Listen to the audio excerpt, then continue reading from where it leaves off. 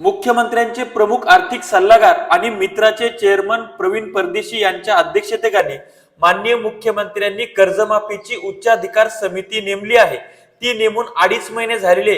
या 2.5 महिन्यामध्ये त्यांनी नेमकं काय केलं, निकष ठरले आहेत का, ठरले असतील तर ते नेमकं काय आहे, त्यांनी आतापर्यंत काय काय दिवे लावले याच्यावर बोलूयात। नमस्कार, मी ज्ञानेश्वर खरात पाटील। आपल्याला माहिती आहे की भूतो न भविष्य ते शेतकरी रस्त्यावर उतरले, नागपूरला आंदोलन झालं आणि ते आंदोलन दडपण्यासाठीचा एक पर्याय म्हणून उच्चाधिकार समितीची त्या ठिकाणी घोषणा झाली होती।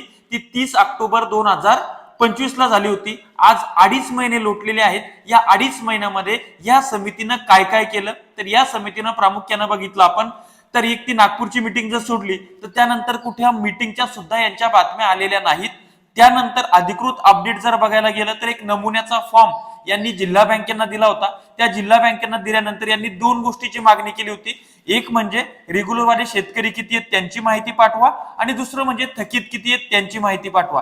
एवढीच ती काय गोष्ट यांनी आतापर्यंत केलेली आहे। यानंतर यांची जी समिती आहे, खऱ्या अर्थानं आपण जर बघायला गेलं 2017 ची कर्जमाफी, 2019 ची कर्जमाफी, या दोनही कर्जमाफ्यामध्ये ती मंत्र्यांची मंत्रिमंडळीय समिती होती, त्याच्यामध्ये संबंधित मंत्री होते। मात्र पहिल्यांदा अशी समिती मी बघतो आहे जी की मुख्यमंत्र्यांच्या प्रमुख आर्थिक सल्लागाराच्या उपस्थितीमध्ये म्हणजे अध्यक्षतेखाली आहे आणि त्याच्यामध्ये सदस्य ना शेतकरी आहे, ना शेतकरी नेता आहे, ना शेतकरी प्रश्नांचा अभ्यासक आहे, ना आमदार आहे, ना मंत्री आहे, ना कोण आहे। त्याच्यामध्ये फक्त तेच लोक आहेत आणि ज्या लोकांना घरात सुद्धा घालायला चपला लागतात ते अनवाणी पायानं शेतामध्ये राबणाऱ्या माझ्या शेतकरी बापाच्या व्यथा समजू शकत नाहीत आणि म्हणून माझं म्हणणं आहे की ते आम्हाला जशी हवी तशा कर्जमाफीची शिफारस करू शकत नाहीयेत। त्याच्यामुळं या समितीनं 2.5 महिन्यात काय दिवे लावलेत, तर यांनी 2.5 महिन्यामध्ये काहीही केलेलं नाहीये।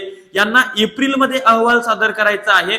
यांनी पोर्टल पण अजून त्याच्या संदर्भात काहीच केलेलं नाहीये। ज्या पद्धतीनं जून मध्ये पाऊस येणार असतो आणि पेरणी करायची असते म्हणून शेतकरी मार्च एप्रिल महिन्यामध्ये नांगरणी करतो, अगदी त्याच पद्धतीनं यांना जर 30 जूनच्या आत कर्जमाफी करायची असेल तर त्याच्या हालचालींना आताच वेग यायला हवा होता। एप्रिल मध्ये अहवाल सादर करायचा आहे, परंतु त्या संदर्भातली कुठली अपडेट नाही, कुठली बैठक नाही। नॅशनलाइज बँका म्हणतात ही कर्जमाफी करायची का नाही करायची या संदर्भात आम्हाला अधिकृत काहीच अपडेट नाहीये। त्यामुळे सरकार शेतकऱ्याच्या तोंडाला पानं पुसतं की काय असा प्रश्न त्या ठिकाणी निर्माण झालेला आहे। या प्रसंगाने अनेक प्रश्न उपस्थित राहतात। जर निकषच ठरवले नसतील तर त्या कर्जमाफीचा मुहूर्त कधी येणार आहे, किती शेतकऱ्यांना कर्जमाफ करणार, कोणते शेतकरी असणार, निकष काय असणार, किती लाखापर्यंत करणार, नेमकी प्रक्रिया कशी असणार, पोर्टल कधी होणार, असे असंख्य प्रश्न त्या ठिकाणी उपस्थित होत आहेत।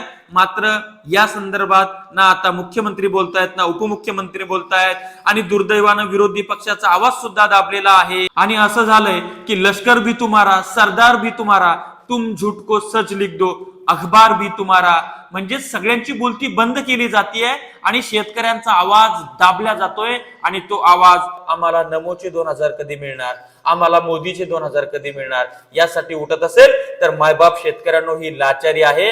आणि चळवळीच्या बापानं शरद जोशी साहेबांना आम्हाला भीक नको, घामाचं दाम द्या, आम्हाला इतर नागरिकांप्रमाणे सुख सन्मान आणि स्वाभिमानानं जगता आलं पाहिजे अशा पद्धतीची धोरणं का यासाठी हाक दिलेली आहे। या लाचार योजना घेण्यासाठी हाक दिलेली नाही।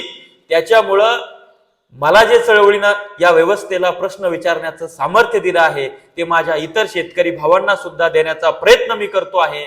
अन्यथा मला सुद्धा सत्ताधारी पक्षाकडनं ऑफर आहेत, मानधनाच्या ऑफर आहेत, तुम्ही फक्त आमचे प्रवक्ता बना अशा ऑफर आहेत, पण शेतकरी बापासाठी आपण विकल्या जाणार नाही ही भूमिका आहे।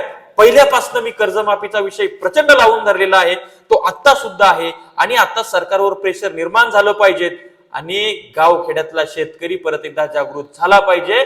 जर हे सरकार कावरं बावरं करायला लागलं आणि परत एकदा तोंडाला पानं पुसायला लागलं तर आपला आगडोम हा पेरणीच्या अगोदर मे मध्येच रस्त्यावर उतरला पाहिजे, तेव्हा कुठे या सगळ्या गोष्टी व्यवस्थित होतील। आपला अंकुश या सत्तेवर असला पाहिजे। खऱ्या अर्थाने या समितीने निकषही ठरवलेले नाहीयेत, यांच्या बैठकाही सुरू नाहीयेत आणि यांचं कामकाज खूप स्लो गतीनं चालू आहे। त्यामुळे आता हे एप्रिल मध्ये नेमका काय अहवाल सादर करणार हे बघणं त्या ठिकाणी महत्त्वाचं ठरणार आहे। कारण की आता मार्च मध्ये किंवा फेब्रुवारी मार्च मध्ये आपलं अर्थसंकल्पीय अधिवेशन सुद्धा आहे। त्यामध्ये सुद्धा सरकार तरतूद करणार का नाही ते सुद्धा बघणं महत्वाचं ठरणार आहे. या सर्व अपडेट आपण तुमच्यापर्यंत वेळोवेळी आणि खऱ्या प्रामाणिकतेनं कुठलाही तुमचा टाइमपास न करता पोहोचवत आहोत. त्याकरता हे चॅनल सबस्क्राईब करा, साईडला असलेलं बेल आयकॉन दाबा. तुर्तास थांबतो, आपली रजा घेतो. आपला ज्ञानेश्वर खरात पाटील. धन्यवाद.